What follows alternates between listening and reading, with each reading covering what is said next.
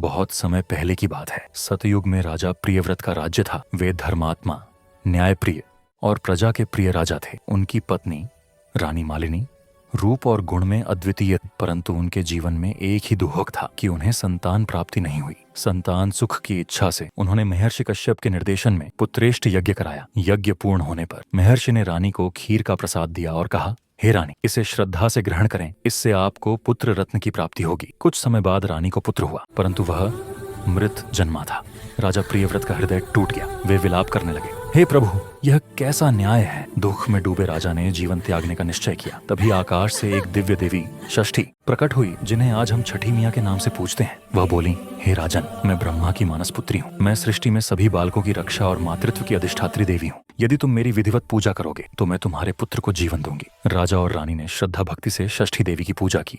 देवी प्रसन्न हुई और मृत बालक में प्राण डाल दिए। महल में खुशियों की गूंज फैल गई। उस दिन था कार्तिक शुक्ल पक्ष की षष्ठी तिथि। तभी से यह व्रत छठ पूजा सूर्य देव और देवी षष्ठी की आराधना के रूप में मनाया जाने लगा। छठ पूजा केवल एक व्रत नहीं, यह है शरीर, आत्मा और प्रकृति के संगम का पर्व। इस दिन व्रती उपवास रखते हैं, नदी के जल में खड़े होकर अस्ताचल और उदयाचल सूर्य को अर्घ्य देते हैं और सूर्य की किरणों से ऊर्जा और आशीर्वाद ग्रहण करते हैं। केवल राजा प्रियव्रत ही नहीं, सूर्य पुत्र कर्ण भी छठ पर्व से जुड़े हुए हैं। महाभारत काल में कर्ण भगवान सूर्य के पुत्र थे। वे प्रतिदिन पानी में खड़े होकर सूर्य देव को अर्घ्य दिया करते थे। यह अर्घ्य दान की वही पद्धति है जो आज छठ पूजा में प्रचलित है। सूर्य की कृपा और आशीर्वाद से ही कर्ण एक महान योद्धा बने थे, जिनकी दानवीरता और शौर्य की गाथाएं आज भी गाई जाती हैं। इस कथा से यह मान्यता दृढ़ होती है कि छठ पर्व का संबंध केवल संतान सुख से नहीं, बल्कि शौर्य, शक्ति और तेज की प्राप्ति से भी है। एक अन्य महत्वपूर्ण कथा द्वापर युग से संबंधित है। जब पांडव जुए में अपना सब कुछ हारकर वनवास में कठिन समय से गुजर रहे थे, तब उनकी पत्नी द्रौपदी ने अपने पुरोहित धौम्य ऋषि से मार्गदर्शन मांगा। ऋषि ने द्रौपदी को रवि षष्ठी व्रत छठ पूजा करने का निर्देश दिया।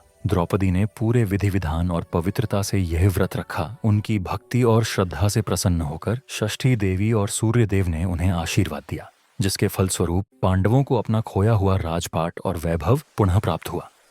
यह कथा बताती है कि छठ का व्रत विपत्ति में पड़े लोगों को शक्ति, समृद्धि और विजय प्रदान करता है। ये सभी कथाएं हमें यही सिखाती हैं कि छठ पूजा केवल एक व्रत नहीं, यह है शरीर, आत्मा और प्रकृति के संगम का पर्व। 4 दिनों तक चलने वाला यह पर्व मन, तन और आत्मा की शुद्धि का प्रतीक है। पहला दिन नहाए खाए, जहाँ व्रती स्नान कर शुद्ध भोजन ग्रहण करता है। दूसरा दिन खरना, दिन भर निर्जल व्रत और शाम को गुड़ की खीर का प्रसाद। तीसरा दिन संध्या अर्घ्य, अस्त होते सूर्य को जल अर्पण। और चौथा दिन उषा अर्घ्य, उगते सूर्य को जल अर्पित कर व्रत की पूर्णता कहा जाता है। जो भक्त छठ मैया का व्रत श्रद्धा और पवित्रता से करते हैं, उन्हें सूर्य देव का आशीर्वाद मिलता है, स्वास्थ्य, संतान सुख और समृद्धि का वरदान। छठ का यह पर्व याद दिलाता है कि जहाँ अंधकार है, वहाँ से ही प्रकाश उगता है। जय छठी मियाँ। इस पावन उत्सव से आपके जीवन में प्रकाश, प्रेम और शक्ति बनी रहे।